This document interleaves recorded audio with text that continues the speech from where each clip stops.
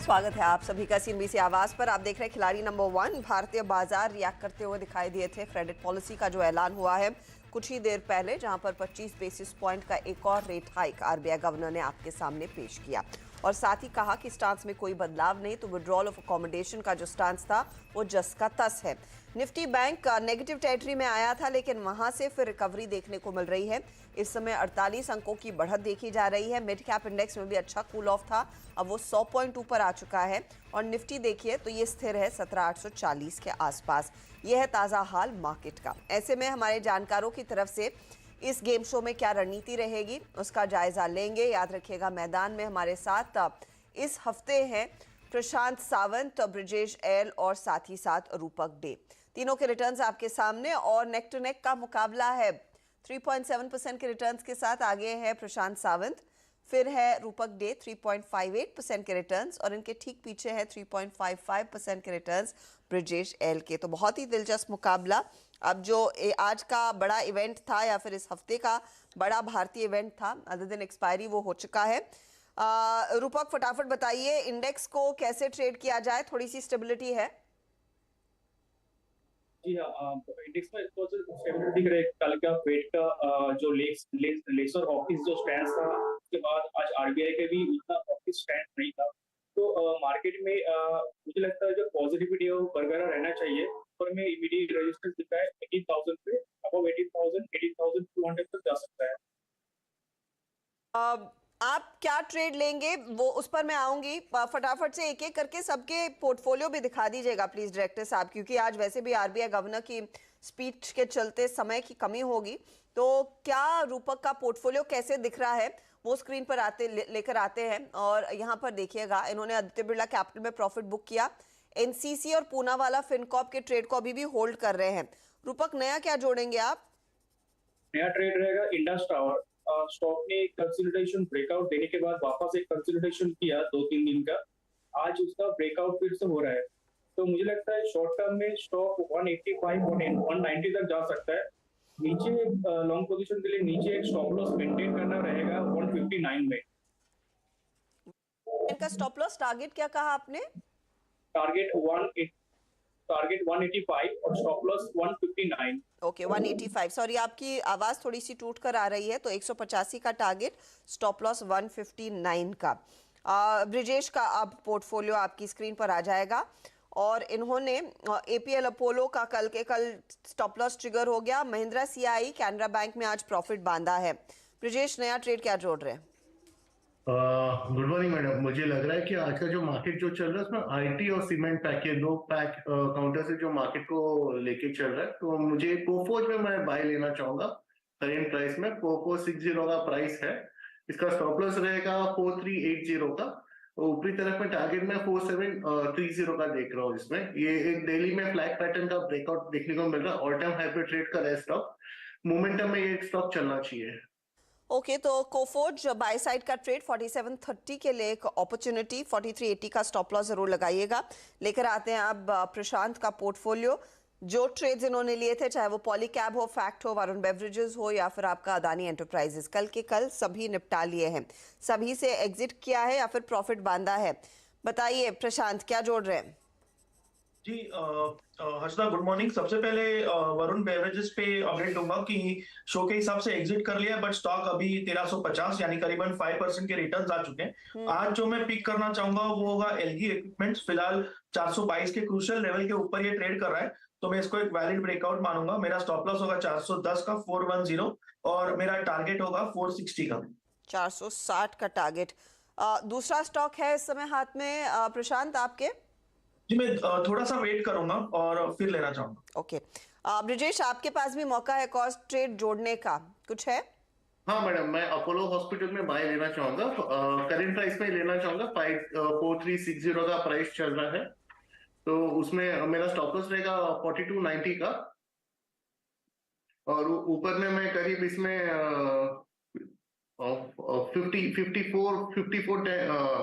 4510 के आसपास का इसका मैं टारगेट देख रहा हूँ इसमें। तो मुझे इस काउंटर में बाउंस बैक ट्रेडिंग मूव है इसमें बेसिकली। 45.10 के लिए एक ट्रेड का मूव अपोलो हॉस्पिटल में स्टॉक में 1% सवा 1% का मोमेंटम आ रहा है। 42.90 का स्टॉप लॉस जरूर रखिएगा अगर आप इस ट्रेड में उतर रहे हैं।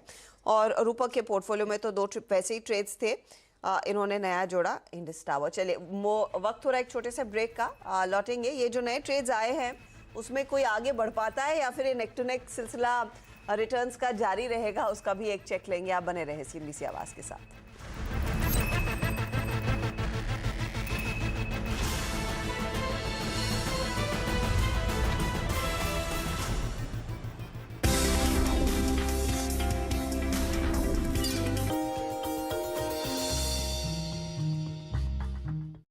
में आज हम बातचीत करने वाले हैं देश की ना केवल बल्कि दुनिया की सबसे बड़ी 2 व्हीलर कंपनी हीरो मोटोकॉर्प के बारे में। दरअसल इस कंपनी की शुरुआत तो आज से 66 साल पहले शुरू हुई थी और जब ये शुरुआत हुई थी तब ये कंपनी साइकिल के कारोबार में कामकाज करती थी और एक समय में देश की सबसे बड़ी साइकिल मैन्युफैक्चरर के तौर पर भी इसका नाम शुमार होता था। तो वहाँ से जर्नी शुरू हुई और धीरे धीरे करके हीरो मोटोकॉर्प ने बाइसिकल से आप मोटरसाइकिल की तरफ फोरे करते हुए दिखाई पड़े। कोई इंटरेस्टिंग अगर आंकड़ों की बात की जाए तो हीरो मोटोकॉर्प दुनिया की सबसे बड़ी मोटरसाइकिल मैन्युफैक्चरर है और करीब 40 से ज़्यादा देशों में इस कंपनी का कामकाज है।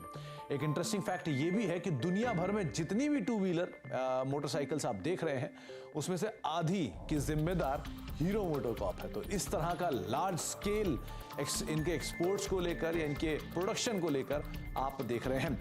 साथ ही साथ एक बड़ा इंटरेस्टिंग फैक्ट ये भी है कि कई साल पहले जब हीरो और होंडा का एक जेवी हुआ था तो दरअसल हीरो ग्रुप ये जेवी करना चाहता था 2 व्हीलर स्कूटर्स को लेकर, लेकिन होंडा ग्रुप ने एक सरप्राइज के तौर पे उन्हें मोटरसाइकिल बनाने के लिए कहा और तब हीरो ग्रुप ने उस चुनौती को एक्सेप्ट किया, ना केवल बल्कि सक्सेसफुली उसे एग्जीक्यूट भी किया।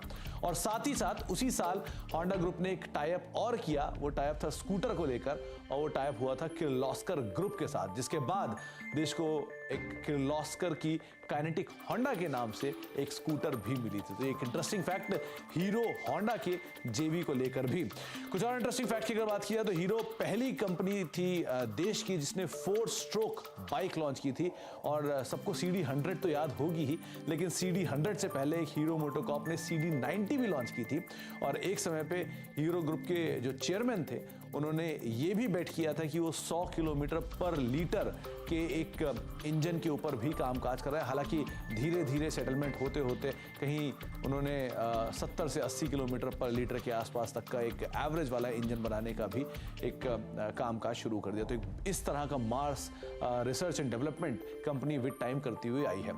अच्छा, इसके अलावा कुछ और इंटरेस्टिंग फैक्ट की अगर बात की जाए तो हीरो मोटोकॉर्प करीब 9500 2 व्हीलर प्रतिदिन बनाती है और साथ ही साथ हर करीब मिनट के तौर पे हर प्रति मिनट में रफली 7 मोटरसाइकिल हीरो मोटोकॉर्प की प्रोडक्शन लाइन से गुजरते हुए आपको दिखाई पड़ेंगी। तो जब हम बातचीत कर रहे हैं तो इस बातचीत के दौरान ही करीब 21 हीरो मोटोकॉर्प की जो बाइक्स है वो आपको प्रोडक्शन लाइन से उतरते हुए दिखाई पड़ेंगी।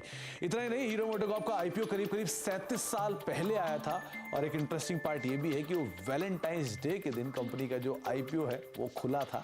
साथ ही साथ पिछले 2 दशक में यानी कि आखिरी जो कंपनी का बोनस और स्टॉक स्प्लिट था वो 21 साल पहले दिया था और 21 साल में पिछले 21 साल में यानी कि आज 2022 तो 2001 से लेकर अब तक कंपनी ने कोई भी बोनस और स्टॉक स्प्लिट नहीं दिया है। तो ये कुछ इंटरेस्टिंग फैक्ट आप सुन रहे थे देश की ना केवल बल्कि दुनिया की सबसे बड़ी 2 व्हीलर मैन्युफैक्चरर के बारे में। आगे कुछ और फैक्ट लेकर भी आते हैं।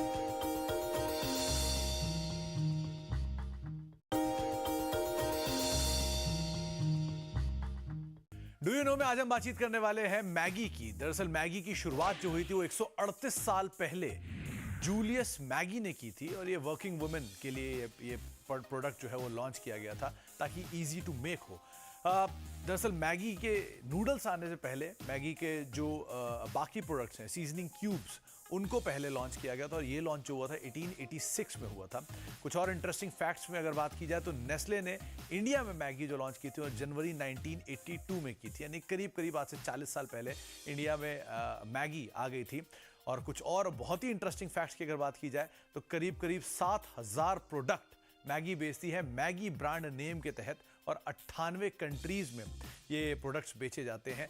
अप्रॉक्सीमेटली 12 करोड़ के जो मैगी के पैक्स हैं वो पर डे कंज्यूम किए जाते हैं दुनिया भर में। यानी कि जब तक आप ये वीडियो देख रहे होंगे तभी तब में करीब करीब 2 से 2,500 पैकेट्स ऑफ मैगी जो है वो दुनिया भर में कंज्यूम हो गए होंगे। तो कुछ इस तरह के इंटरेस्टिंग फैक्ट्स मैगी से रिलेटेड, आगे कुछ और फैक्ट्स लेकर आपके लिए आते हैं। डू यू नो में आज हम बातचीत करने वाले हैं देश की one of the largest commercial vehicle manufacturer M&M के बारे में, महिंद्रा एंड महिंद्रा। दरअसल इसकी शुरुआत जो हुई थी वो JC, KC और गुलाम मोहम्मद साहब की तरफ से शुरुआत की गई थी। तो इस कंपनी का नाम था महिंद्रा एंड मोहम्मद। शुरुआत में तो एक स्टील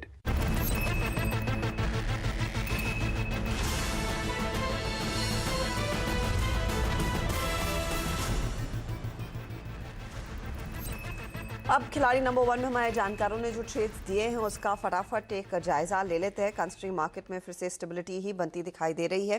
प्रशांत सावंत ने LG इक्विपमेंट्स जोड़ा, 460 का टारगेट इन्होंने दिया है, 410 का स्टॉप लॉस लेकर आते हैं वो ट्रेड।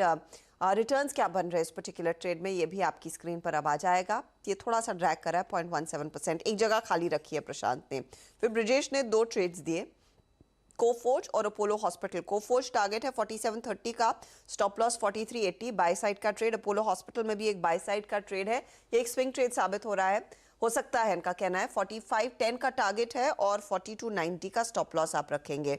तो दोनों ही बाय साइड के ट्रेड। 0.19% जोड़ रहा है कोफोर्ज एंड 0.12% जोड़ रहा है अपोलो हॉस्पिटल। रूपक ने NCC को होल्ड किया और पूनावाला फिनकॉप को भी, दोनों बाय साइड के ट्रेड्स थे। NCC 108 का टारगेट, पूनावाला का 330 का टारगेट है। इंडस टावर नया जोड़ा है, 185 का टारगेट और 159 स्टॉप लॉस है। NCC ड्रैग कर रहा है, लेकिन पूनावाला फिनकॉप 1.5% से ज्यादा जोड़ता हुआ और नियरली 1% के रिटर्न्स इंडस टावर में आ रहे हैं। तो ओवरऑल रिटर्न्स की स्थिति अब क्या है? वैसे तो मुकाबला था कल दोपहर तक नेक टू नेक, अब देखिए हाल। मुनाफे का मीटर सभी के फेवर में चल रहा है, लेकिन रूपक अब आगे है। 6.43% के रिटर्न्स इनके, 6.3% के रिटर्न्स ब्रिजेश के एंड नियरली 4% के रिटर्न्स है प्रशांत के। तो ये है आपके लिए ताज़ा तस्वीर खिलाड़ी नंबर 1 की। ऑल द बेस्ट आप तीनों को। अब देखते हैं यहाँ से आगे नया ट्रेड क्या जोड़ते हैं Prashant, to give the others good competition. काफ़ी इंटरेस्टिंग मुकाबला लग रहा है और ऑफ कोर्स कल एक्सपायरी का दिन, तो स्थिति और भी दिलचस्प होने के आसार हैं। चले लेंगे एक ब्रेक के बाद पूरा फोकस कमोडिटी मार्केट के एक्शन पर। ऑफ कोर्स 1 बजे मिड कैप मंत्र में आपको नए अपडेट्स मिलेंगे खिलाड़ी नंबर 1 के भी।